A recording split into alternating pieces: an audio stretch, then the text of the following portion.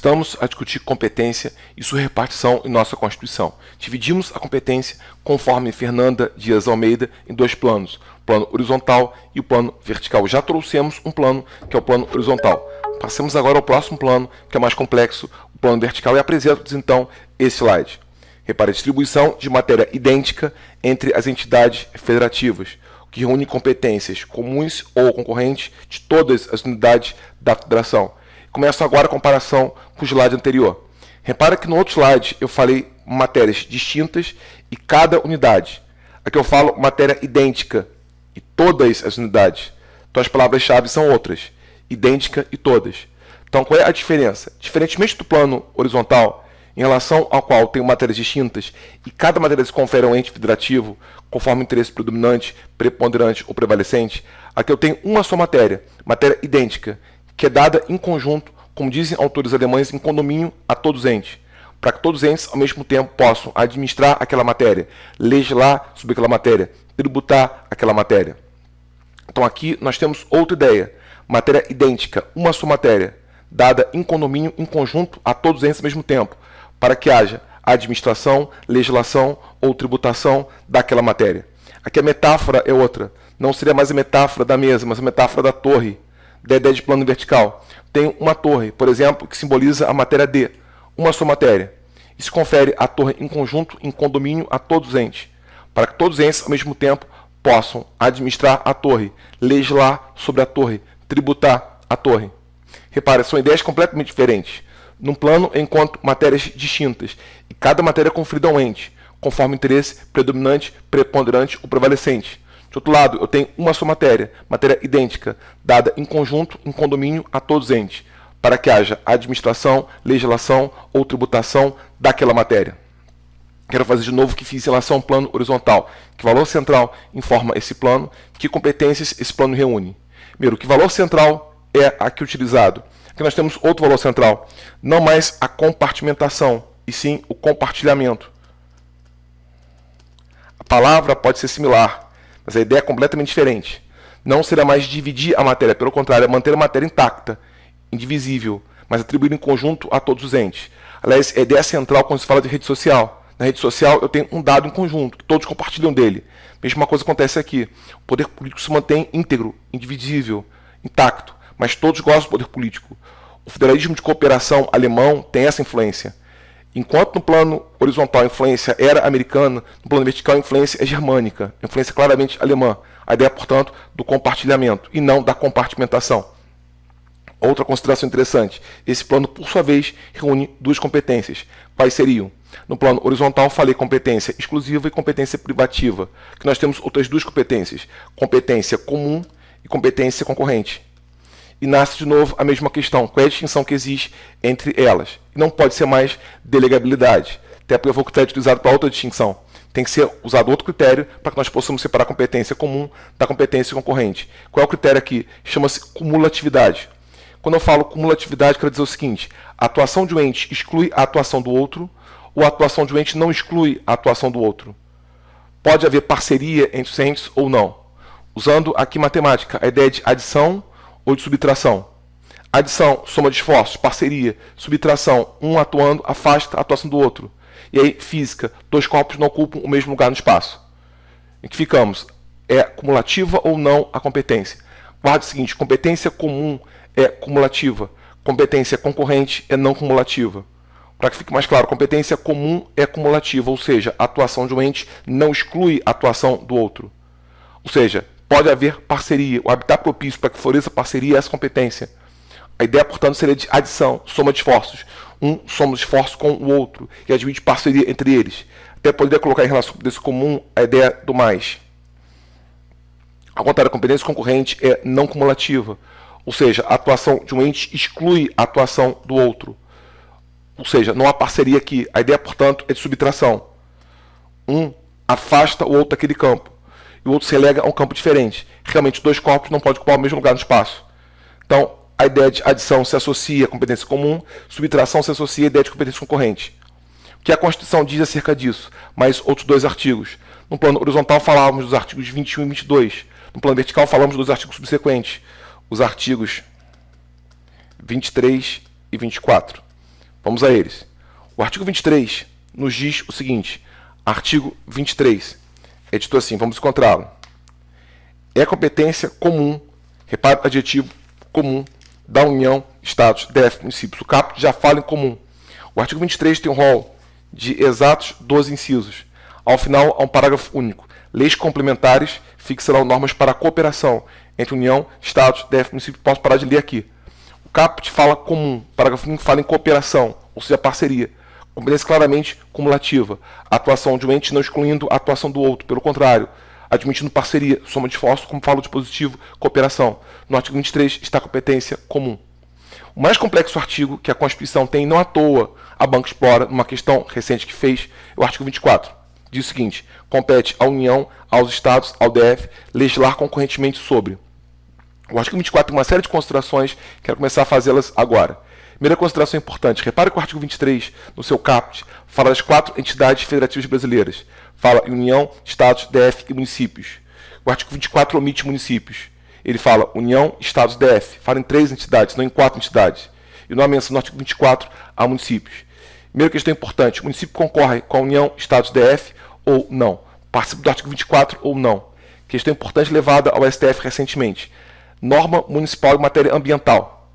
É constitucional ou não? Até porque, repare, matéria ambiental, a Constituição traz no artigo 24, sexto. Fala proteção do meio ambiente. Se eu admitir que o artigo 24 contempla o município, ela pode ser válida, se o interesse maior for local. Agora, se eu disser que o artigo 24 não contempla o município, eu já declaro inconstitucional. Não caberia o município, no caso, legislar sobre matéria ambiental. A pergunta é, no artigo 24, o município participa ou não? E qual a posição o STF tem? Sim. O STF entende que, embora não citado, o artigo 24 contemplaria também o município. Acho então importante no artigo 24 uma remissão que vocês podem fazer, vide artigo 30, inciso 2º. Coloquem isso, vide artigo 30, inciso 2º, porque o 30 regula o município. O inciso 2º diz, compete ao município suplementar a legislação federal e estadual no que couber.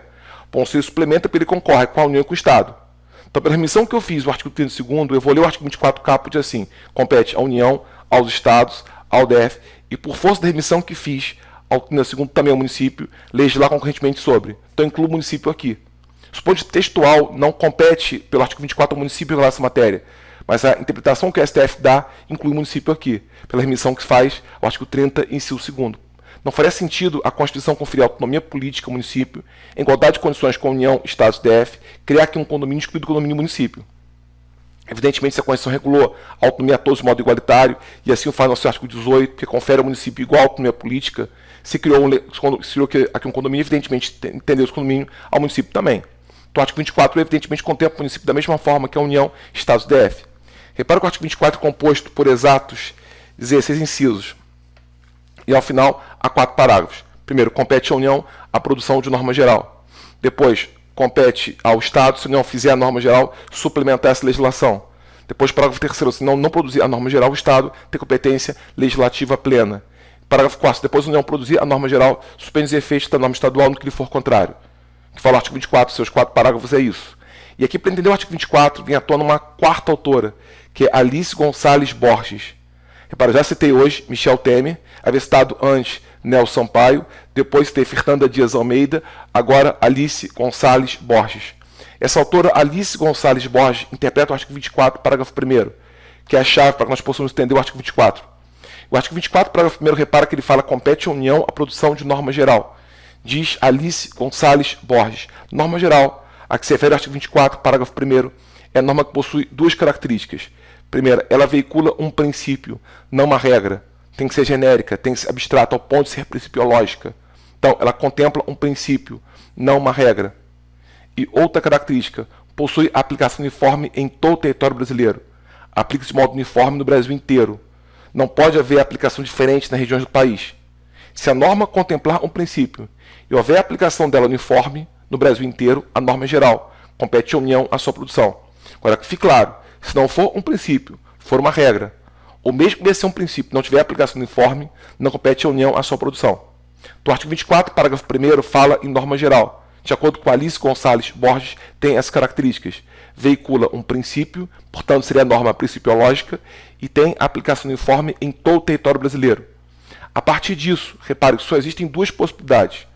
Ou a União já produziu a norma geral, ou a União ainda não produziu a norma geral. Ou ela já fez ou não fez ainda. Não há outra possibilidade a não ser uma ou outra. Se a União já produziu a norma geral, aplique-se o artigo 24, parágrafo 2º. Repara que ele fala suplementação. Então, se a União já produziu a norma geral, compete ao Estado e, evidentemente, tem esse raciocínio também ao DF, município, produção de norma especial. Vai especificar aquilo que é geral, vai concretizar aquilo que é abstrato. Nesse sentido, fala a Constituição em suplementação. Então, se a União já produziu a norma geral, compete aos Estados e também, evidentemente, o DF, municípios, produção de norma especial. Ou seja, cabe ao Estado, ou se for o caso do DF, município, a suplementação. É bom que se diga, não é inovação. Não vai inovar, vai suplementar aquilo que já existe. Agora, se a União não produziu ainda a norma geral, aplique-se o caso o artigo 24, parágrafos 3º e 4º. Parágrafo 3º, terá o Estado, e evidentemente também se estende a questão ao DF município, competência legislativa plena, legisla em qualquer sentido. Até porque, repare, nesse momento falta o balizamento que restringe a sua atuação legislativa. Então passa ela a ter competência legislativa plena. Só que depois o último parágrafo 24, parágrafo 4º, fala que se a União produzir a norma dela, suspenderá a eficácia da norma estadual e evidentemente distrital ou municipal naquilo que for contrário.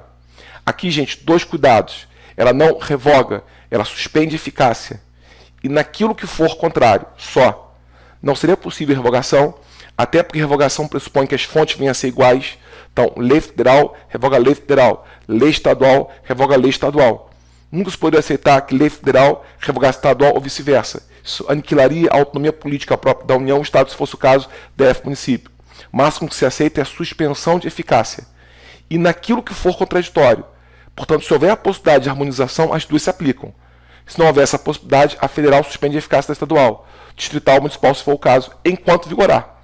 Tanto caso não é de revogação, se um dia a lei federal for revogada, o Estado tinha feito suspenso, volta a ter feito. Porque não foi revogada, só tinha eficácia suspensa.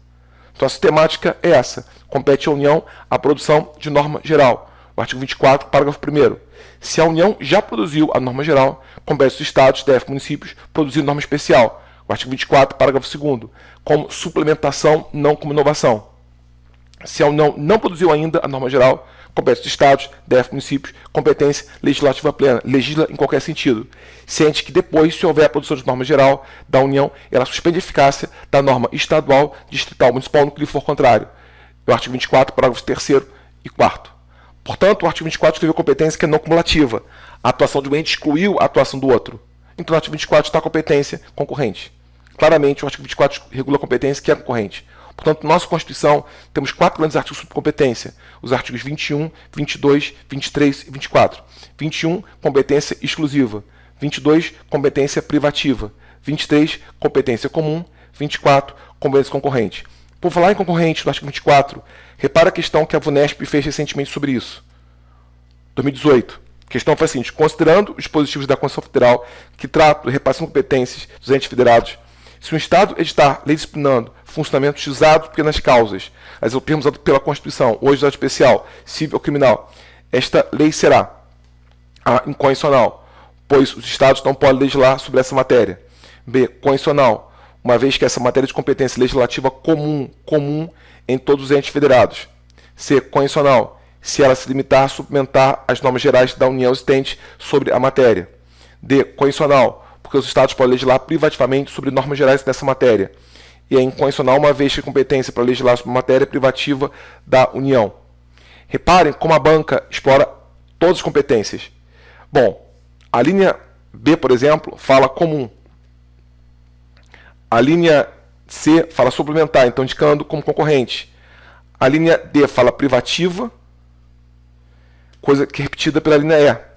Então a banca, numa questão interessante, toca em todas as competências, exclusivas, privativas, comuns e concorrentes. A questão é, onde se encontra na nossa Constituição a menção que ela traz a isso? Está no artigo 24, inciso 10.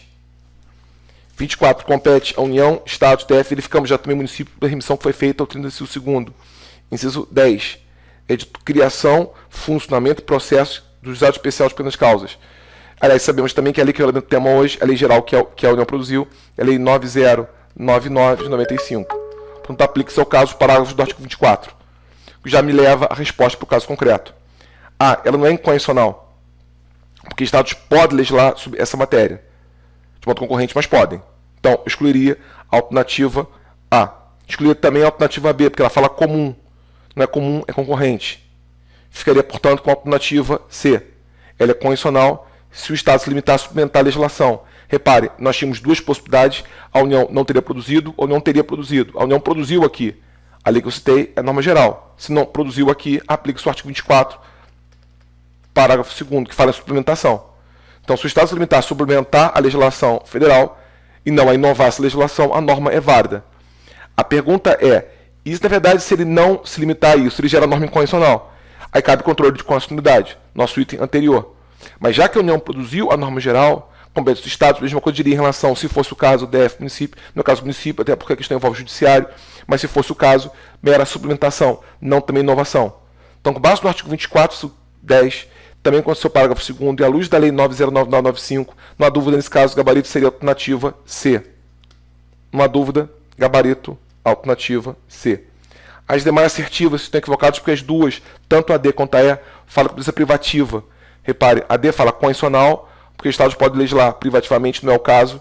Mesma coisa fala em relação a E incondicional, porque também se fala privativa, e não é privativa essa concorrência, essa competência, ela seria concorrente. Com base no artigo 24, não com base no artigo 21.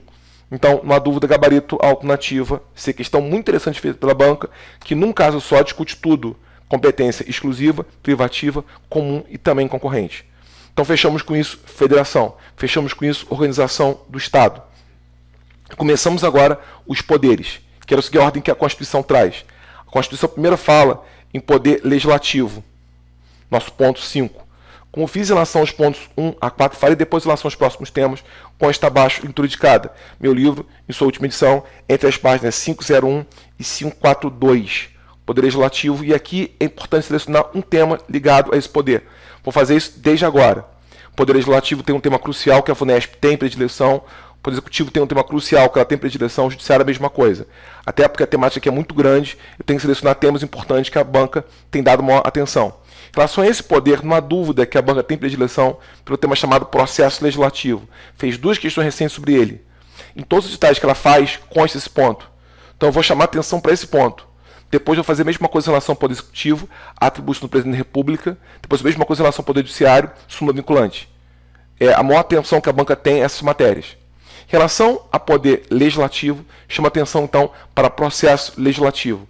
Quero definir o que vem a ser isso, depois estruturar esse processo em fases e atos, chamar atenção para atos que compõem esse processo, destacar um ato desse processo, depois estender a aplicação dele para o plano estadual.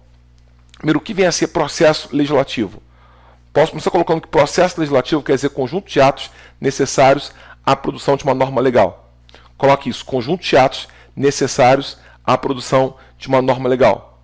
Todos os atos necessários, precisos, para que a norma legal venha a ser produzida, quando reunidos, quando somados, geram processo. Chama-se então processo legislativo. Então, conjunto de atos necessários à produção de uma norma legal. Quando esse processo for ordinário, ele costuma se decompor em 3 fases, que por sua vez divide-se em 6 atos. E a estrutura costuma ser essa aqui. Vejam, há um gênero, chama-se processo legislativo. Se decompõe basicamente em 3 fases. Fase introdutória, fase constitutiva e fase complementar. Fase introdutória, por sua vez, divide-se, quer dizer, no caso corresponde à iniciativa. Fase constitutiva divide-se em deliberação, votação e sanção ao veto. Fase complementar divide-se em promulgação e publicação. Então, o gênero chama-se processo legislativo, compreendendo fase introdutória, fase constitutiva e fase complementar. Fase introdutória correspondendo à iniciativa, fase constitutiva dividida em deliberação, votação e sanção ao veto, fase complementar dividida em promulgação e publicação. Eu vou agora, a partir desse momento, falar ato por ato, fase por fase. Mas antes disso, quero trazer 2 considerações preliminares.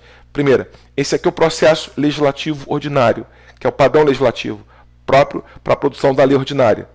Eu não estou excluindo, pelo contrário, estou afirmando que existem processos legislativos especiais, específicos, portanto, para algumas espécies normativas, quando poderá haver, talvez, falta de algum dos atos que eu aqui citei. Então, deixo já isso colocado de plano. Esse aqui é o processo legislativo ordinário, que é o padrão legislativo próprio para a produção da lei ordinária.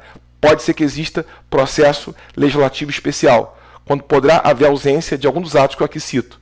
Dou-lhes 2 exemplos disso. Um exemplo é a emenda à Constituição. Emenda à Constituição não tem sanção. Erro muito comum cometido pela mídia em geral. O presidente sancionou o projeto. nesse caso a proposta da Constituição, numa sanção. A Constituição quer colocar salvo do Poder Executivo qualquer participação dele na reforma constitucional.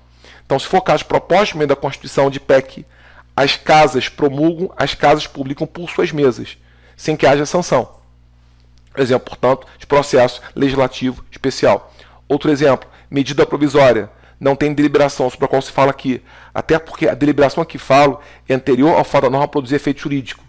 Repara que na MP ela já opera efeito jurídico, quando depois o Congresso delibera sobre ela. Não é o ato que falei. Então, dois bons exemplos de processos legislativos especiais. Emenda à Constituição, que não tem sanção, e medida provisória que não tem deliberação sobre o qual se fala aqui. Até porque a deliberação que falei, repito, é anterior ao fato de se operar efeito jurídico. E nela é posterior ao fato de já ter efeito jurídico produzido. É um outro ato diferente, portanto. Então, uma consideração interessante é essa. E outra consideração interessante que a banca já explorou, vou trazer uma questão acerca disso. Seria a seguinte: até quando eu posso falar em projeto? E desde quando começa a falar em lei? Qual seria, portanto, o termo inicial de vigência de norma legal, entendida a vigência como existência? Quando ela começa a existir? Essa transposição, essa metamorfose, projeto em lei, acontece quando? Promulgação, publicação. Nos termos de nossa Constituição, quando acontece essa transposição? Eu tenho como chamar um ato dizendo que, na verdade, ele faz a metamorfose? Tenho. Que ato é esse? Verifique nossa Constituição, no artigo 66, parágrafo 1º. Até me antecipo, porque haverá uma questão que eu vou trazer, que é a questão 8, sobre isso aqui. O artigo 66, parágrafo 1º, repara que ele fala do veto. Esse artigo 66, parágrafo 1º, diz assim, 66, parágrafo 1º. Se o presidente considerar o projeto, no todo ou em parte inconstitucional, ou contrário ao interesse público, vetá-lo-á de modo total parcial em prazo de 15 dias úteis. Então, repare que aqui a Constituição fala do veto. Diz que, na verdade, o veto é exercido pelo presidente, chefe do Executivo da União. Aliás, já falei sobre isso lá atrás, quando falei sobre o controle de constitucionalidade político preventivo. É o caso, se o veto, lógico, for veto jurídico. Diz que o veto pode ocorrer no todo ou em parte por inconstitucionalidade ou contrariedade ao interesse público. Então, aqui eu me reporto ao seguinte: o veto, nesse ponto, já aceita uma distinção de duas classificações. Nesse caso, a classificação formal e a classificação material. Já vou me antecipar, porque depois haverá uma questão sobre isso. Reparem que existe uma classificação formal. Divide o veto em veto total e veto parcial, conforme fala a Constituição, no todo ou em parte. Depende se ele ocorre em todo o projeto de lei ou em parte dele. Então, se o presidente veta todo o projeto, ele é total, no todo. Agora, se ele veta artigo, parágrafo, inciso ou a linha, em parte, ele é parcial. É bom lembrar, no Brasil, o mínimo que se veta é a linha, não há veto de palavra. Então, se veta o projeto, no todo, ele é total. Se veta artigo, parágrafo, inciso ou a linha, em parte, ele é parcial. Seria, então, a classificação formal do veto. A classificação material do veto, que já falamos, divide o veto em veto jurídico e veto político.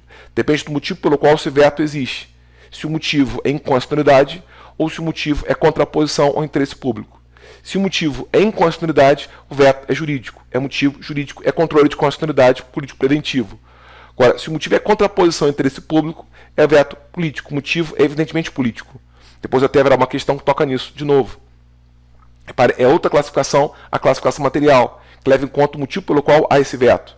Se na verdade é contraposição à Constituição, veto jurídico, ou interesse público, veto político. Depois o artigo fala que o veto ocorre em 15 dias úteis. É um caso raro no qual a Constituição conta prazo em dia útil. Mas o que importa é que o artigo fala projeto. Então, repare, ele se reporta a esse intervalo de tempo aqui. Houve votação, já foi aprovado, o intervalo de tempo dura 15 dias úteis, e aqui o artigo 66, parágrafo 1º, aludiu a projeto. Textualmente fala projeto. Compare agora esse parágrafo 7º do artigo 66. 66, parágrafo 7º. Se a lei promulgada até 48 horas para o presidente da República, no caso tais, o Senado fará. Se esse não fizer igual prazo, cabe ao Senado fazê-lo. Então agora o dispositivo fala em promulgação. Diz que a atribuição a promulgar pertence também ao presidente, mesmo que haja veto e veto rejeitado. Diz que o prazo agora se conta em hora, outro caso raro de prazo contado em hora, 48 horas. Se ele não exercer a faculdade, desloca-se a atribuição para aquele pedido do Senado, que tem novo prazo. E se ele não fizer, desloca-se ao vice da casa com novo prazo igual. Só que agora reparem que a Constituição fala lei. Se houver promulgação no prazo legal, aliás, no prazo constitucional, haverá uma lei. Então agora a Constituição se reporta a esse intervalo de tempo aqui. Já houve a sanção, ou houve o veto, ele já foi derrubado, já foi rejeitado. E aqui o artigo 66, parágrafo 7º, A lei de um prazo de 48 horas fala em lei. Ora, se antes da sanção, da rejeição ao veto, a Constituição fala em projeto, e a partir da sanção ou rejeição ao veto já fala em lei, é porque não há como se negar isso. O termo inicial de vigência, norma legal, portanto, o termo inicial de sua existência, a conversão do projeto em lei, a metamorfose ocorre com a sanção ou com a rejeição ao veto. Até a sanção ou a rejeição ao veto a projeto.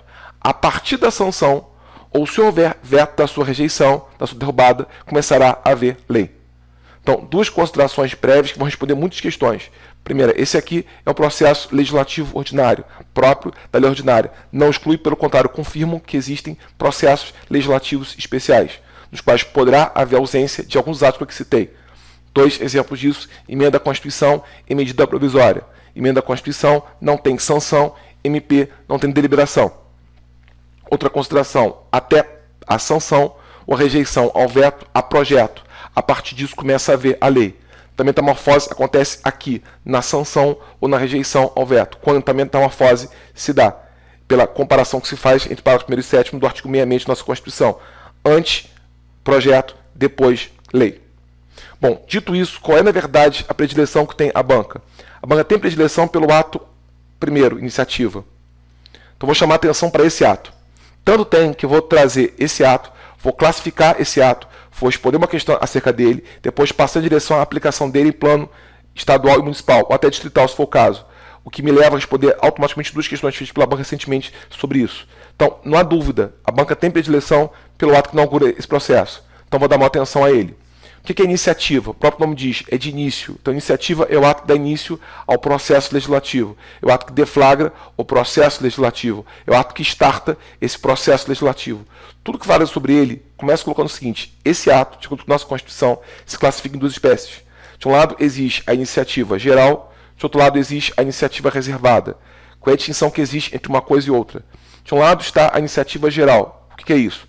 Para qualquer matéria, salvo as matérias sob reserva, que então serão chamados de iniciativa reservada. Então, de um lado está a iniciativa geral, para qualquer matéria, salvo sob reserva pela Constituição, que então serão objeto da iniciativa reservada. Por favor, extremo cuidado com a Constituição no artigo 61 caput. É perigosíssimo esse artigo. E a banca, por tradição, sempre explora esse equívoco que esse artigo comete. Então, já quero advertir isso agora. Cuidado com a nossa Constituição no artigo 61 caput, porque ele não faz a distinção que eu fiz aqui. Iniciativa geral e reservada trata de uma só forma quem possui iniciativa legislativa, sem discriminar aqueles que possuem uma iniciativa geral ou possuem outra iniciativa reservada. Leia o artigo 61 caput. Ele fala assim: a iniciativa das leis cabe ao qualquer membro ou comissão da Câmara, Senado, ou Congresso Nacional, Presidente, STF, Tribunais Superiores, PGR Cidadãos, informe os casos que a Constituição preveja. Repare que aqui a Constituição fala de quem possui iniciativa. Aliás, já me antecipo até esqueceu de uma autoridade, depois quero citar qual é. Mas a princípio cita quem possui iniciativa, sem nenhuma preocupação de discriminar quem deles são titulares de uma iniciativa, quem deles são titulares da outra iniciativa. Então, por favor, pegue o artigo 61 caput e sublinhe nele as seguintes expressões: membro, sublinhe a palavra membro. Depois sublinhe comissão. Então, membro, comissão. Depois sublinhe Câmara dos Deputados. Então, membro, comissão, Câmara. Depois sublinhe Senado Federal. Membro, comissão, Câmara, Senado. Depois sublinhe Congresso Nacional. Membro, comissão, Câmara, Senado, Congresso. Depois sublinhe Presidente da República. Então, membro, comissão, Câmara, Senado, Congresso, Presidente. E, por fim, sublinhe Cidadãos. Por que eu fiz isso? Sublinhamos membro, comissão, Câmara dos Deputados, Senado Federal, Congresso Nacional, Presidente da República e Cidadãos. Porque, por interpretação sistemática desta Constituição, titulares de iniciativa geral são esses. Só se confere iniciativa geral para qualquer matéria, salvo reservas, a membro ou comissão da Câmara, Senado ou Congresso, Presidente e Cidadãos. Tucu, só eles. Que fique bem claro a partir de agora: as demais autoridades, os demais órgãos, as demais entidades aqui citadas só estão aqui citados porque nós temos 8 grupos de artigos que a Constituição traz que dão a eles iniciativa reservada. No próximo bloco eu vou trazer então esses outros grupos de artigos, para que nós possamos explicar por que estão colocados aqui. Agora, é uma crítica que já faço agora. Esse artigo não trata da distinção que existe entre forma e iniciativa. Regula conjuntamente todos aqueles que possuem iniciativa. A princípio todos, nem todos. Então que fique bem claro. De um lado está a geral, do outro lado está a reservada. Geral só se confere a membro da comissão da Câmara, Senado ou Congresso, presidente e cidadãos. No próximo bloco eu vou trazer então 8 grupos de artigos que explicarão o porquê da colocação das demais autoridades, dos demais organismos, dos demais entes no artigo 61 caput. Quero explicar isso aqui, depois quero partir em direção a algumas questões polêmicas. Por exemplo, a banca já perguntou, vou trazer a questão sobre se existe cidadão oferecendo propósito à Constituição. Houve uma questão assim. Não perguntou ainda, mas poderá perguntar, uma questão que eu quero trazer a mais, se haveria possibilidade ou não de emenda parlamentar, quando houvesse projeto de iniciativa reservado do chefe do Poder Executivo. A questão não foi feita ainda, poderá ser feita. Já perguntou também uma questão ligada à extensão das normas da União para estados, DF, municípios por simetria, se aplica simetria ou não. No próximo bloco, então, quero enfrentar essas questões, responder 2 perguntas feitas pela Unesp sobre isso aqui, fechar com isso esse poder, e já começar o próximo poder, que é o Poder Executivo, com atenção especial ligada a atribuições dadas ao presidente, como chefe do Executivo da União, e atribuições dele, ora como chefe de Estado, ora como chefe de governo. É papo também para o nosso próximo bloco. Voltemos à discussão sobre iniciativa legislativa. Fiz uma separação no outro bloco entre iniciativa geral e iniciativa reservada. Expliquei então que a iniciativa geral se confere a membro ou comissão da Câmara, Senado, Congresso, presidente e cidadãos. Que 8 grupos de artigos da Constituição conferem iniciativa reservada a alguns agentes, órgãos ou entidades. Queria apresentar agora que outros grupos de artigos são esses, que conferem justamente reserva de iniciativa a algumas autoridades, organismos ou entes. São esses aqui. Aqui estão 8 grupos de artigos que a Constituição traz sobre iniciativa legislativa reservada. Bom, o primeiro grupo de artigos se refere ao Presidente da República. Os artigos 40, parágrafo 15, 61, parágrafo 1º e o 65 e 3, incisos 1º a 3º. Aliás, é bom lembrar, a única autoridade que possui as 2 iniciativas é ele. Ele possui iniciativa geral, concorrendo com os demais, e nessa matéria só ele possui iniciativa, portanto seria reservada. Depois, Supremo Tribunal Federal. Os artigos 9.3, 9.6 e o segundo. Detalhe, 9.3, Lei Orgânica da Magistratura Nacional. Por enquanto não foi feita com base nessa Constituição, vigora a da outra Constituição que ela recepcionou. Mas se no futuro houver a feitura dela, será uma lei complementar cuja reserva se dá a iniciativa ao STF. Depois, tribunais superiores, o artigo 9.6 e o segundo sozinho. Aliás, esse artigo regula matérias administrativas, divisão interna dos trabalhos desses tribunais superiores, como por exemplo, o TSE, o TST e o STM. Depois, o TCU, Tribunal de Contas da União. Os artigos 7.3, de novo, 9.6 e o segundo. Aliás, o artigo 7.3 estende ao TCU normas aplicáveis ao STJ, que é um Tribunal Superior. Então, se aplica justamente ao TCU as mesmas normas, pela extensão que se faz no artigo 7.3 do artigo 9.6 e inciso segundo. Quinto lugar, Ministério Público, com base no artigo 127, parágrafo 2º. Nesse ponto, é bom lembrar o seguinte: muitos autores dizem que no Brasil a Constituição não deu ao Ministério Público tratamento formal de poder, mas deu ao Ministério Público características materiais de poder. Isso é verdade. A Constituição não deu ao Ministério Público tratamento formal de poder, não o chama de poder, desde o artigo 2º. Mas deu ao Ministério Público características materiais de poder, deu ao Ministério Público características próprias de poder. Então, por exemplo, o Ministério Público possui autonomia financeira ampla, existe impeachment do seu chefe, possui justamente essa iniciativa legislativa reservada. Isso aqui é um dos motivos pelos quais se fala que o Ministério Público é um quase quarto poder. Não se vincula ao poder executivo, mas não chega a ser um poder autônomo. Porque não tem, pela Constituição, do ponto de vista formal, tratamento de poder, mas tem, pela Constituição, do ponto de vista material, característica de poder. Passa por esse artigo, então, que é o artigo 127, parágrafo 2º.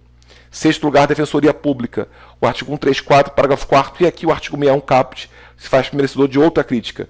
Essa norma não é originária, decorre de emenda da Constituição 80, de 14. Que me faz dizer o seguinte: o artigo 61, caput, então, passou a ter desde então 2 críticas. Tem uma crítica há 32 anos desde que promulgada a Constituição, que eu já fiz. Não separa os titulares de uma iniciativa de outra. Não classifica no seu bojo a iniciativa geral nem a reservada. Agora passa a ter outra crítica que tem 6 anos, que é essa aqui. Repare, esse artigo foi criado para dar ao Defensor Público Geral Federal iniciativa de projeto de lei de respeito à Defensoria Pública da União, em relação à sua estrutura e ao seu funcionamento. Até então, quem tinha iniciativa, o chefe do Executivo da União. Até então estava a norma do artigo 61, parágrafo 1º, inciso 2º. Deslocou-se para o artigo próprio, 134, parágrafo 4º. Deveria ter alterado a emenda, o artigo 61 caput, para incluir nele Defensor Público Geral Federal. Não foi feito. Então, ou seja, o artigo 61 caput hoje tem outra crítica. Não só não classifica a iniciativa, como não tem mais também enumeração exaustiva. Tem hoje meramente enumeração exemplificativa de quem tem iniciativa legislativa. Porque tem alguém que tem iniciativa que ele não cita, que é o Defensor Público Geral Federal. Então, eu não vi ainda essa questão ser feita, mas seria possível uma questão assim. alguma autoridade, algum organismo, algum ente que tem iniciativa legislativa com o artigo 61 caput não cite? Tem. Quem? O Defensor Público Geral Federal. Base no artigo 134, parágrafo 4. Repito, por técnica, essa emenda tinha que ter modificado o artigo 61 caput para incluir nele o Defensor Público Geral Federal. Não fez. Então, o artigo 61 caput tinha até então numeração exaustiva. Hoje tem numeração exemplificativa, porque falta alguém. Justamente o Defensor Público Geral Federal, que chefia a Defensoria Pública da União. Em relação ao projeto de respeito a esse órgão, a iniciativa é dele, não mais do Presidente da República. Desde 2014, pela emenda que eu citei, 80. Sétimo lugar, Câmara e Senado. Os artigos 5.1, inciso 4, 5.2, inciso 13, 5.1, Câmara, 5.2, Senado. Oitavo lugar, Congresso Nacional, ADCT, artigo 8º, parágrafo 3º. Aliás, é bom lembrar que nas duas situações não se confunde com aquela iniciativa geral, porque a Constituição fala em relação à iniciativa geral, membro ou comissão, aqui é a Câmara, aqui é o Senado, aqui é o Congresso, então aqui será a mesa. Será o órgão que apresenta esse organismo. Então será a mesa da Câmara, mesa do Senado, mesa do Congresso. Então vamos responder a eventual questão ligada à iniciativa. Surgiu a pergunta. Sinceramente, eu gosto de seguir um roteiro contrário àquilo que os autores em geral seguem. Eu gosto de primeiro passar por aqui e verificar se aqui existe alguma reserva ou não. Então veio uma questão. Primeiro passo, passa aqui. Verifica se é reserva ou não. Se houver reserva, só o titular dela pode oferecer esse projeto. Parênteses, isso não foi ele. Foi outro agente, outro órgão, outra entidade. Isso então é chamada usurpação da iniciativa reservada. Alguém usurpou a iniciativa reservada pela Constituição. Qual é a consequência disso? É caso notório de inconstitucionalidade formal, que não se supre nem por sanção. O STF tem uma súmula 5, diz o contrário. A sanção tem efeito convalidatório do vício da eventual iniciativa. Essa súmula está suplantada há muito tempo. Mesmo que haja sanção, não tem efeito convalidatório. O ato é inconstitucional mesmo após sanção, por um motivo simples. Sempre houve dúvida no mundo sobre o que seria o ato inconstitucional. E sempre houve dicotomia entre a escola americana e a escola austríaca. A escola americana, John Marshall, ato inconstitucional é ato nulo. Portanto, nos Estados Unidos, inconstitucionalidade é igual a nulidade. A escola austríaca, Hans Kelsen, ato inconstitucional é ato anulável. Então, inconstitucionalidade seria igual a nulabilidade. Sempre houve essa dúvida. O Brasil, desde o século XIX, quando criou o STF, segue a teoria americana até hoje. Por isso aqui, a declaração de inconstitucionalidade e não anulação por inconstitucionalidade. Por isso aqui, o acordo a princípio dos eficácia ex tunc, retroage no tempo, declara que a norma nunca produzia efeito jurídico válido, porque seria nula. Ora, nulidade não se convalida. Se o ato fosse anulável, seria convalidável. Já que o ato é nulo, a convalidação seria mostra impossível. Então, se houver usurpação, há vício formal grave, a norma é inconstitucional, mesmo que depois haja sanção, ela não tenha efeito convalidatório. O ato continuará inconstitucional mesmo com sanção, porque esse ato é nulo, vai se manter nulo. Nulidade inconvalidável. Então, em primeiro lugar, a reserva. Só o titular dela oferece o projeto. Se não for ele, o ato seria inconstitucional mesmo com sanção. A reserva? Não há reserva. Então a iniciativa é geral. Se é geral, se dá aqueles que foram sublinhados antes no artigo 61 caput de nossa Constituição. Membro da Comissão da Câmara, Senado, Congresso, Presidente e cidadãos. É assim que se responde, de modo rápido, técnico e seguro, qualquer questão ligada à iniciativa legislativa. Sigam esse roteiro, que é inverso daquilo que os autores em geral falam. Em primeiro lugar, passem aqui. Primeira preocupação, verifiquem isso. A reserva. Só o titular dela oferece, sob pena da norma inconstitucional. A reserva? Não há reserva. Então a iniciativa é geral. Se é geral, se confere a mesma comissão da Câmara, Senado, Congresso, Presidente e cidadãos que nós sublinhamos antes no artigo 61 caput de nossa Constituição. Rápido, técnico e seguro. A ideia geral é essa. Agora vamos aprofundar isso aqui. Quero trazer 3 questões ligadas à iniciativa para responder 3 questões feitas pela VUNESP sobre essa matéria. Quero trazer uma questão sobre iniciativa geral, uma questão sobre iniciativa reservada, uma questão sobre as duas aplicadas ao plano estadual, municipal e distrital. Qual é a principal questão ligada à iniciativa geral? Seria a seguinte: eu citei que a iniciativa geral se confere à mesma comissão da Câmara, Senado, Congresso, Presidente e cidadãos. Cidadãos faz nascer a chamada iniciativa popular do povo. E a Constituição regula essa matéria no artigo 61, parágrafo 2º. Nunca se discutiu que o cidadão poderia oferecer projeto de lei. Agora, pode o cidadão oferecer proposta à Constituição ou não? Para ser mais técnico, há participação popular na reforma constitucional ou não? Quero depois explicar por que a questão surgiu e até responder uma questão feita pela VUNESP acerca disso. Então, em relação à iniciativa geral, é a grande questão. Cidadão oferece tão somente projeto de lei ou também pode oferecer proposta de emenda à Constituição. Então, o cidadão participa em processo legislativo ordinário ou participa de processo de reforma constitucional. Se houver essa participação, daria por aqui. Há essa possibilidade ou não? É uma questão. Outra questão ligada à iniciativa reservada seria a seguinte: nós conferimos essa iniciativa reservada, por exemplo, ao chefe do Poder Executivo. Digamos que eu tenho um projeto de lei da sua iniciativa. Eu ofereço esse projeto. A pergunta é possível, nesse caso, emenda parlamentar? É possível, nesse caso, o Poder Legislativo emende esse projeto para alterar conforme sua vontade? Repare, é uma questão que admitiria as duas respostas. Se eu quiser dizer que sim, eu vou dizer que sim, porque na verdade isso aqui é um processo legislativo, o Poder Legislativo participa, controlando o eventual arbítrio do Poder Executivo. Não pode ser um partícipe amorfo disso. Tem que participar para controlar eventuais atos dele. Se porventura verificar que um ato é arbitrário, controlar esse ato usurpando, estipando esse ato. Se eu quiser dizer que não, vou dizer que não, porque a Constituição deu a vontade preponderante ao Poder Executivo e admitir que o Legislativo supre sua vontade é alterar a vontade ordenada do próprio Constituinte. Sim ou não? Existe a possibilidade ou não existe? E uma terceira questão importante. Até agora a questão nossa girou em torno da União. Só concurso é para Goiás, é para Estado. A pergunta é: as normas são aplicáveis ao plano estadual, distrital e municipal ou não? Se forem aplicáveis, em que medida são aplicáveis? Se aplicam por simetria? São as mesmas normas? Ou teria o Estado de Goiás, inclusive, possibilidade de inovar em relação a isso, criando novas espécies normativas, criando outros atos, alterando quórum, etc. Ou seja, existe possibilidade de aplicação por simetria normal ao plano estadual, distrital e municipal ou não? Com isso, eu vou responder a 3 questões polêmicas e 2 questões que a FUNESP fez sobre essa matéria, para fechar esse tema com vocês. Primeira questão ligada à iniciativa geral. É a seguinte: a Constituição da iniciativa geral a cidadãos, da que nasce a iniciativa popular. A pergunta é: não se discute que ela existe para projeto de lei. Agora, também existe para propósito da Constituição ou não? De modo mais técnico, ninguém discute que ela existe para processo legislativo ordinário. Haveria também para processo de reforma constitucional. Aliás, é bom lembrar lá atrás, eu fiz uma distinção entre reforma constitucional e mutação constitucional. Isso aqui é reforma constitucional. Existe essa possibilidade ou não? Primeiro, por que foi feita a questão? Compare a nossa Constituição no artigo 60, em 3 incisos, com o artigo 61, parágrafo 2º. Verificarão por que a questão foi feita. 60. A Constituição fala: possui iniciativa de propósito à Constituição. 3 incisos. Se fala primeiro o presidente da República, não se fala cidadão. Depois fala 1/3 dos membros da Câmara ou Senado, não fala cidadão. Depois fala em mais da metade das Assembleias Estaduais, não fala cidadão. Então, quando a Constituição regula a iniciativa de propósito da Constituição, no artigo 60, em 3 passagens, não se fala cidadão. Fala em presidente, fala em 1/3 dos membros da Câmara ou Senado, fala mais da metade das Assembleias Estaduais. Por sua vez, o artigo 61, parágrafo 2º, regular a iniciativa do povo, repare que ele fala projeto de lei, não fala propósito de emenda. Cidadãos, número X, deverão oferecer projeto de lei à Câmara, não fala propósito de emenda. Então, o fato seria o seguinte: no artigo 60, em 3 incisos, a regular emenda à Constituição, não fala o texto constitucional em cidadão. O artigo 61, parágrafo 2º, regular a iniciativa do cidadão, não fala emenda, fala lei. Projeto não fala proposta. A pergunta é: a Constituição teria aqui um silêncio eloquente ou teria aqui uma lacuna técnica? A se admitir que o caso de lacuna técnica a Constituição não previu, embora pudesse ter previsto. Seria como se houvesse uma culpa por parte dele. Seria admissível aqui analogia. Poderia fazer uma construção analógica para admitir essa possibilidade, pela ponte que eu faço entre 2 dispositivos. Agora, se eu disser que o caso de silêncio eloquente ele não previu porque não quis prever, seria como se ele obrasse com dolo.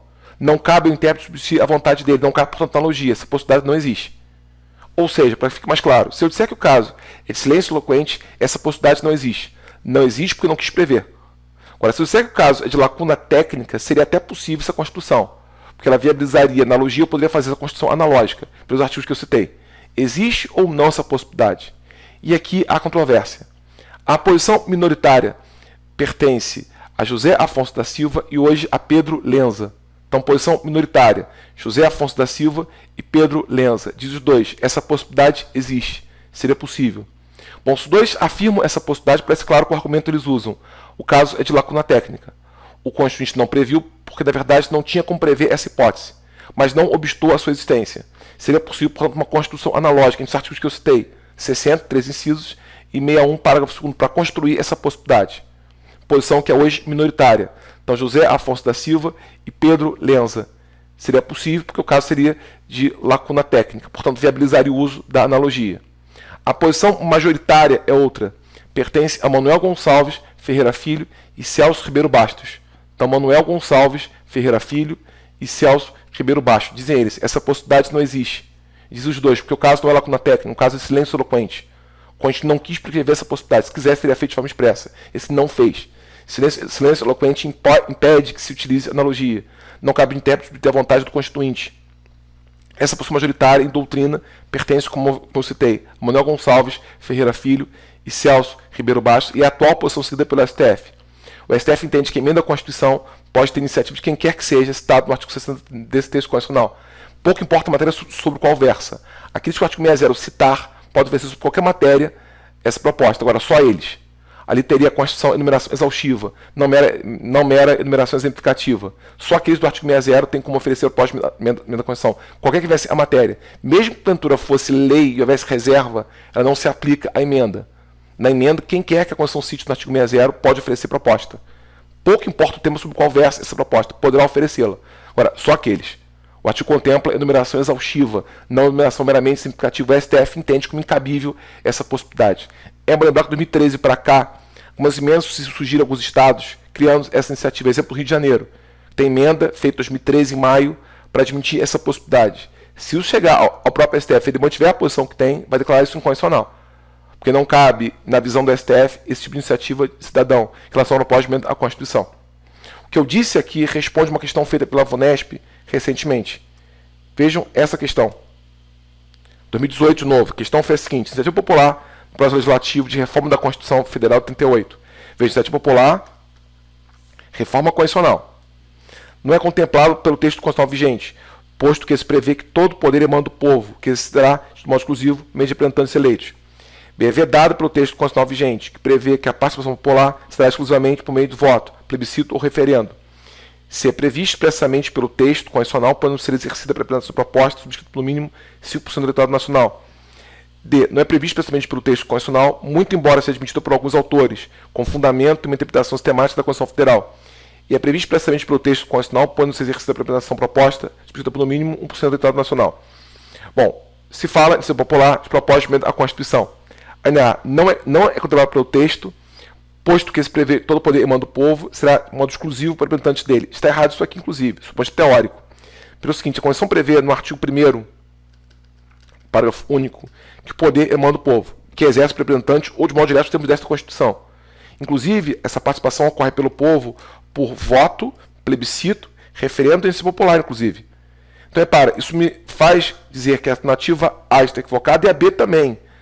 Porque, suposto teórico, o poder emana do povo. Daqui nasce soberania popular, titulado poder constituinte ao povo. O povo exerce o poder constituinte de modo indireto, por representante, ou direto, por plebiscito, referendo e ensino sobre o qual eu falo aqui agora.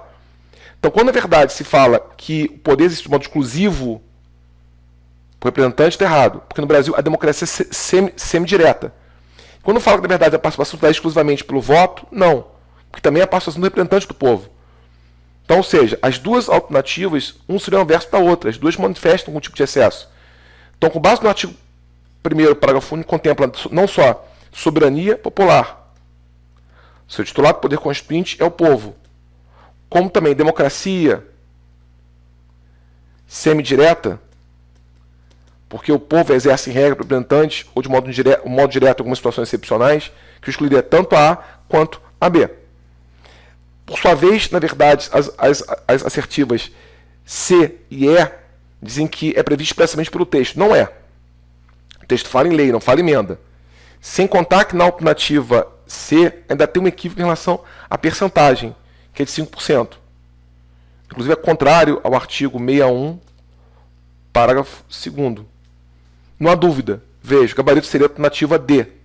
Não é prevista expressamente pelo texto constitucional, até porque o texto fala desse artigo em lei, não emenda, muito embora alguns autores, José Afonso da Silva e Pedro Lenza, com fundamento dessa correção sistemática, admitam. Tá certo. Posição que nós citamos, gabarito, alternativa D. Questão muito interessante. Questão que toca nessa iniciativa, que não é, repara, a posição que o STF adcolhe. E nem a banca diz isso. A banca fala alguns autores. Não quer dizer que a posição venha a ser majoritária ou acolhida pelo próprio STF. Alguns autores, de fato, seguem essa posição. É a posição seguida por maioria de doutrina, então é a posição seguida aqui, nesse caso, gabarito alternativa D. Uma questão é essa. Outra questão seria a seguinte: digamos que nós tenhamos projeto de lei de ser reservada, chefe do Poder Executivo. Então, questão ligada à outra iniciativa, reservada. A pergunta é: seria admissível emenda parlamentar a ele ou não? Então, eu já expliquei teoricamente a questão, vou explicar agora do ponto de vista prático. Em teoria, pode dizer o seguinte: sim, porque o legislativo participa desse processo para evitar o arbítrio. É até a forma de freio e contrapeso, controle recíproco entre poderes, como dizem os autores americanos, checks and balances.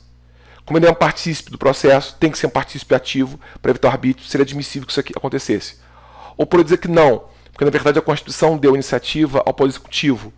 Admitir essa emenda é tirar dele a sua vontade, é subtrair a vontade do Constituinte.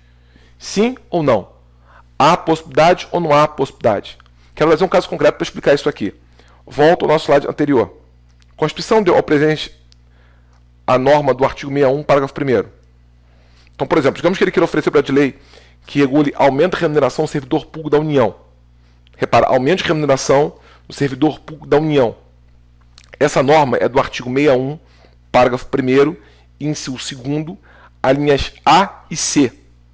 61, parágrafo 1º, inciso 2º, a linha A fala aumento de remuneração. A linha C fala servidor público da União. É o caso. Servidor público da União, aumento de remuneração.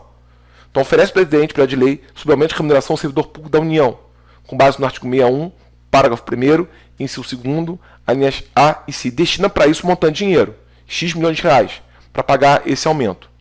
Na Câmara do Senado, aprova-se emenda, dizendo o seguinte: não será mais projeto para aumentar a remuneração, mas será projeto para a criação de cargos públicos novos. E o dinheiro destinado ao aumento de remuneração será redestinado, sem aumentar R$1 sequer, a pagar os novos servidores públicos. Então, repare, de início era projeto para aumentar a remuneração. O tema é o mesmo, servidor público, mas depois, por emenda, passou a ser projeto para pagamento de servidores públicos novos. Então, a vontade originária era: mantenha-se o número de servidores públicos em X e aumente a remuneração deles de Y para Z. Pela emenda, aumente o número de servidores públicos de X para Y e mantenha-se a remuneração em Z. A pergunta é: isso aqui é constitucional ou não? Repare, havia iniciativa reservada, houve emenda parlamentar e alterou-se a vontade originária. O tema é o mesmo, servidor público, mas a vontade originária era aumento de remuneração. Pela emenda passou a ser a criação de cargos públicos novos e até a obrigação imposta do Estado de fazer concurso público para prover os cargos públicos novos criados. Isso aqui é constitucional ou não é? Por incrível que pareça, é. Essa questão inédita a banca nunca fez, poderá fazer agora. Seria possível. Porque, na verdade, o STF admite que isso aqui aconteça. Satisfeitas duas condições. No caso concreto, as duas estão satisfeitas. Uma condição explícita pela Constituição, outra implícita, o STF reconhece a sua existência. Condição explícita, atendida à norma de nossa Constituição, no artigo 63, inciso 1º. Que norma é essa? Não criar aumento de despesa. O artigo 63 primeiro fala sobre isso. Não criar aumento de despesa, por uma razão simples. Não tem legislativo conhecimento do executivo em relação à execução orçamentária. Até porque o gestor da execução é o executivo, não o legislativo. Não pode, por isso, poder criar despesa, no momento que ele não tem gestão. Então não se pode criar aumento de despesa. Repara que nesse caso eu disse: o mesmo dinheiro destinado a X foi destinado a Y, se aumentar a despesa. Se houvesse R$1 a mais, seria incondicional. Se a despesa for a mesma, não se cria aumento de despesa, porque não existir, portanto, ingerência devida de um poder em orçamento que outro poder gere. Isso, a princípio, é condicional. Outra condição implícita em nossa Constituição, que ela não traz, mas que a STF reconhece, que haja pertinência temática, ou seja, que o tema venha a ser o mesmo. Não se pode criar aqui, abre aspas, contrabando legislativo, fecha aspas. O que é contrabando legislativo? É inserção de tema estranho. O tema aqui é o mesmo, servidor público, embora a matéria fosse diferente, mas o tema é um só. Nesse caso, repara, não se criou aumento de despesa, então se atendeu à condição explícita da nossa Constituição, no artigo 63, inciso 1º, e o tema é o mesmo, a pertinência temática, servidor público. Então, portanto, a norma é condicional. O que cabe fazer ao presidente? Vetar. Se ele entende que não é a sua vontade, ele veta. Até porque ele pode vetar por inconstitucionalidade ou contraposição ao interesse público. Não é inconstitucional, mas pode ser contrário ao interesse público. O que ele faz? Ele veta. Mais longe, se depois de derrubar o veto dele, o que ele faz? Postula ação direta de inconstitucionalidade. Até porque, se ele sabe, existe legitimação ativa para ele. Então, de certo modo, a Constituição cria válvula de escape para solucionar conflitos entre poderes que vão surgindo ao longo do caminho. Então, se ele entender por bem, ele pode sancionar ou pode vetar. Se vetar, ou mantém o veto dele, ou se derruba. Se derrubar, depois postulação direta de constitucionalidade. Isso teria que, de fato, a norma seria inconstitucional. Fato é que essa possibilidade existe. Então, se houver a questão, pode o legislativo criar emenda a projeto de lei de iniciativa do Poder Executivo? Pode. Se não criar aumento de despesa, isso tem um aforo mesmo. Evitando com isso que o STF chama de contrabando legislativo, que seria inserção de tema estranho à matéria originária. Se a matéria for a mesma e não se criar aumento de despesa, na verdade, seria possível. O que não se pode é aumentar a despesa ou inserir matéria estranha. Até porque, ao inserir matéria estranha, há contrabando legislativo que nossa Constituição veda. Agora, satisfeito das condições a explícita e a implícita, é admissível que isso aqui aconteça sim. E uma terceira questão para responder uma outra questão feita pela VUNESP. Até agora a preocupação nossa é processo legislativo da União. A preocupação nossa é processo legislativo federal. E o processo legislativo em plano estadual, distrital e municipal. A pergunta é, as normas são as mesmas? Ou teria como Estado, DF, município, inovar alguma coisa em relação a isso? E se inovar, em que medida seria feita essa inovação? Seria possível aqui eventual inovação? Se for possível, como? Como responder a essa pergunta? E aqui é importante lembrar a posição que o STF tem. O STF entende que normas gerais dessa matéria estão sujeitas ao princípio da simetria. Então, normas gerais dessa matéria se aplicam de modo obrigatório a Estados, DF, municípios que não podem inovar nada em relação a isso. Repara que eu não falei normas de processo legislativo. Eu falei normas gerais de processo legislativo. Para que fique claro assim, tudo que eu citei é norma geral. Iniciativa, veto, sanção, são normas gerais. Se aplicam por simetria a Estados, DF, municípios. Não tem como Estado, DF, município inovar nada em relação a isso. Qualquer inovação seria inconstitucional. Até pelo contrário ao princípio que eu citei, que é da simetria. Só uma norma que eu citei que não é geral, é especial. E só ela não se aplica por simetria a Estados, DF, municípios. Que norma é essa? É a norma do artigo 61, parágrafo 1º, inciso 2º, a linha B. Repara que eu criei um exemplo de propósito do artigo 61, parágrafo 1º, inciso 2º, as linhas A e C. É a linha interposta, que é a linha B. Então seria o artigo 61, parágrafo 1º, inciso 2º, a linha B. Se quiser até subir nesse positivo a palavra território. Essa norma se restringe a território, que é a autarquia territorial da União. Então, por ser norma restrita a território, só se aplica a União, especial dela. As demais normas todas, inclusive essas todas que eu citei aqui, inclusive a questão do veto ou da sanção, são normas gerais, se aplicam por simetria a Estados, DF, municípios. Não há como Estado, DF, município inovar nada em relação a normas gerais. Na verdade, só não se aplica a eles, em nome do artigo 61, parágrafo 1º, inciso 2º, a linha B. Por falar nisso, trago-lhes outra questão feita pela VUNESP, que fecha essa matéria. Agora vejam só a nossa questão de número 8. 2018, de novo. A questão é a seguinte, seguindo o que dispõe a Constituição Federal 38, se um projeto de lei é aprovado por uma Câmara Municipal, então repara, aplicado por simetria ao plano municipal agora, e segue para a sanção do prefeito municipal. Se o prefeito municipal considerar que apenas um artigo do projeto de lei é inconstitucional, ele deve. Então, mais uma vez, chama a atenção. Processo municipal. Fala Câmara, prefeito. Então, estou colocando aqui, de novo, a posição que o STF tem, que se aplica a simetria, a norma geral, o caso é norma geral. Repara que tem projeto de lei e o prefeito entende que um artigo seria inconstitucional. A sancionar o projeto inteiro, questionar em seguida no Poder Judiciário. B. Vetar o projeto de lei integralmente, no prazo de 10 dias úteis. C. Promulgar o projeto de lei e fazer publicar seu artigo inconstitucional, com motivação expressa. D. Vetar o artigo considerado inconstitucional no prazo de 15 dias úteis. E é devolver à Câmara Municipal para a revisão do artigo constitucional. Bom, já mencionamos as normas gerais. E houve menção que eu fiz explícita, e até volto a esse gráfico anterior, nesse gráfico aqui. E falei que o veto ou sanção se regula pela Constituição nesse positivo. E aqui se fala que o presidente, aplicado por simetria, governador ou prefeito, poderia vetar o projeto no todo ou em parte, por inconstitucionalidade ou contrariedade ao interesse público. E volto a uma distinção que eu fiz. Haveria uma classificação formal que divide o veto em veto total, parcial. Se ele veta todo o projeto, é total, no todo. Artigo, que é o caso, parágrafo, inciso ou a linha, em parte, seria parcial. Como também falei que havia outra classificação material para o qual estava com essa pergunta. E até voltei à questão ligada ao controle de constitucionalidade. Ele pode alegar dois motivos, a inconstitucionalidade ou a contraposição do interesse público. Inconstitucionalidade é veto jurídico, é controle de constitucionalidade político preventivo, contraposição do interesse público é veto político, até porque o motivo aqui seria político. Repare que ele entende que o projeto é quase todo constitucional, mas um artigo é inconstitucional. Portanto, aplicando o artigo 66, parágrafo 1º, por simetria, da União para o Estado, não há outra possibilidade de se marcar aqui alternativa que não venha a ser a alternativa D. Vetar o artigo, considera inconstitucional, ou seja, é veto parcial e jurídico, no prazo de 15 dias úteis, é o prazo previsto pela Constituição Federal. Aqui, repare, eu apliquei a classificação sobre a qual eu falei. É um veto jurídico, é um veto por inconstitucionalidade, e é um veto parcial, é veto de um artigo. Eu coloquei que não seria possível vetar a palavra, mas seria possível vetar a linha inciso, parágrafo ou artigo. Ele veta o artigo, no prazo de 15 dias úteis. Não há dúvida, o gabarito seria esse.